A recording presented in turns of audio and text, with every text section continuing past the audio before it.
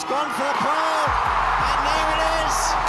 Brian Lara has done it. The ball rockets into the boundary fence. We've seen history made today. He kisses the turf, and his colleagues in the West Indies side make the avenue of cricket bats. Brian Lara, many congratulations, the world record holder. How does it feel? I feel great. I'm really happy. And it's a special moment for me. It's the best day of my life, and it's nice to have Sir Gary here to see.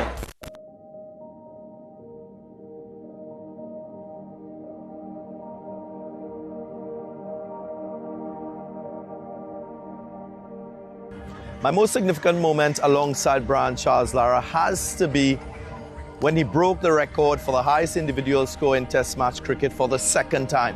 That was against England in 2004.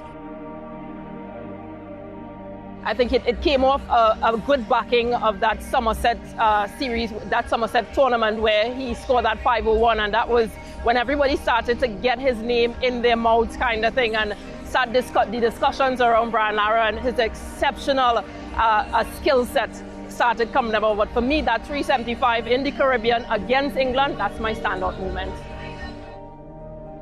But I think it takes guts, will and hunger to be able to see your current record eclipsed and be able to go and regain the world record. So to be able to do it in the way that he did it, and against the old four as well, against England, I think for me, that was my favourite moment of Brian Lara's career.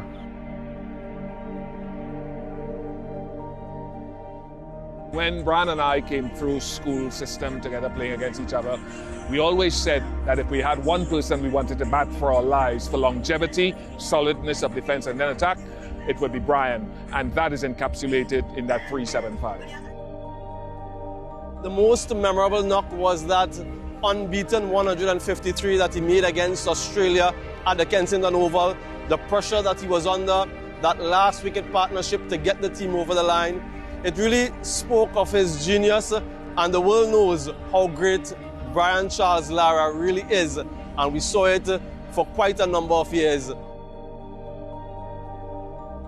Oh, the feeling was electric. I remember being at Antigua Recreation Ground, and he was about to score 300 again, and I was downstairs right there by the dressing room, the players' dressing room. He ran towards me, jumped up in the air, and I got the photograph, and the crowd, of course, went up in the air celebrating with him. I was so happy to be part of history because I was still young in the game, capturing all those special moments, so it means a lot to me. 100. This is a wonderful batsman at the peak of his power, and he's entertained this enormous crowd at the Kensington Oval quite richly here today. Young kids and even not so young kids would want to emulate his work ethic, his attention to detail with his batting. People say natural talent, but Brian has worked with the talent that he has had. He's a very thoughtful, very smart cricketer. So I hope that generations will continue trying to emulate his outstanding excellence. The way he played the game, the flair, the flamboyance that he had, it's everyone's dream for a young cricketer aspiring to play at the international level, to fulfill a cricketing talent and a potential. Who would not want to emulate Brian Lara because of everything that he has achieved and because of the aura of the man and what he brought on the field of play?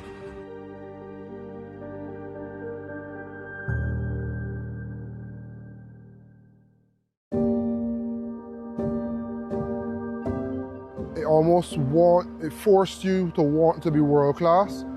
Here we were growing up, being able to idolize someone who looks like us, who plays where we come from, and who has dominated the world and reached the top of his craft. So I think he made it believable for me and for my generation that we can be great. I am a left-handed batter, and that sort of gave me the encouragement. Seeing him bat, everything for me was about Brian Lara. It was literally about being a left-handed batter and trying to emulate some of those shots. So as a former West India cricketer / World Cup winner, these younger players now, they've got that, and those stories live in every household in the Caribbean. Brian Lara's legacy impacted on me as a young man. When I was a teenager, he drove me into, developing more passion for the game of cricket and even inspiring me to play alongside him and play majority of my international career. So the same applies to players from yesteryear and the current crop of players and those to come. Everyone will continue to know about Brian Charles Lara because his records are still very much at the forefront of the modern game.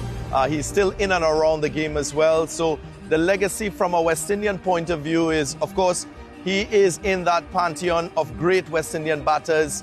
If you talk about the great players who have played the game of cricket, Brian Charles Lara, his name is right up there. I suppose it's timeless. His inspiration on the generation before me, the generations to come, and just the body of work that he's done. I don't think people realize how difficult it is in the time that he played, all of the things that were happening off the field of play that he had to battle with. So really, really great and a true inspiration, not only for cricketers, but for people of all genres. Fionn Mulder came within shouting distance of his world record against Zimbabwe the other day. But the respect that he says with his own mouth that he had for Brian Lara was what caused him to pause his innings before reaching that world record total. And that tells you all you need to know about how players outside of the Caribbean and people outside of the Caribbean in alliance with people within reverence Brian Lara for his greatness of his world record first-class score and his test match high on 2 occasions. He's certainly one of the greatest that I have ever played with and seen. And if you talk about hunger for runs, nobody beats him. Whenever we came up against each other, we always felt that it was going to be able to move heaven and earth to get rid of Brian. We traveled to preparation games at under 19 level.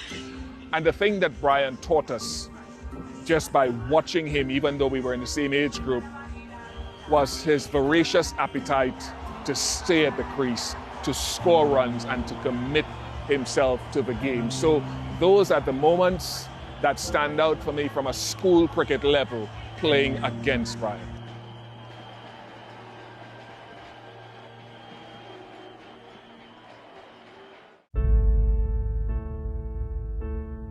If I wanted someone to bat and put my life on him as a batsman, when the stakes got highest, Brian rose to that occasion. He did not shirk or shrink in the face of high stakes. It made him a better batter. And so the ability, from my perspective, to, I suppose, evolve as a batter, even during an innings or during a match, he is perhaps, in my view, the most clever batter in terms of adapting to a situation that I've ever come across.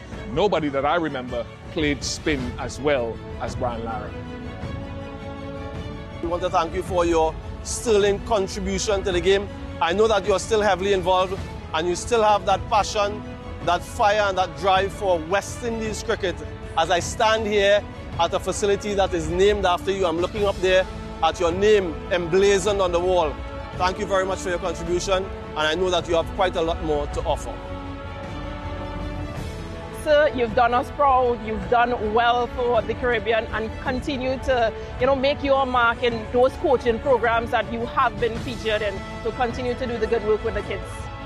We feel very proud of what he's been able to accomplish, and we hope that that legacy will continue to inspire generations to come and lead to a more successful West Indies men's international side. You've done a lot for us as a cricketer, and continue to live in your truth and continue to fly the flag for the West Indies. You would have inspired loads of persons in your generation, no doubt mine, and I hope that we can carry on your legacy and hopefully the next generation can understand how great you were and do justice to that legacy.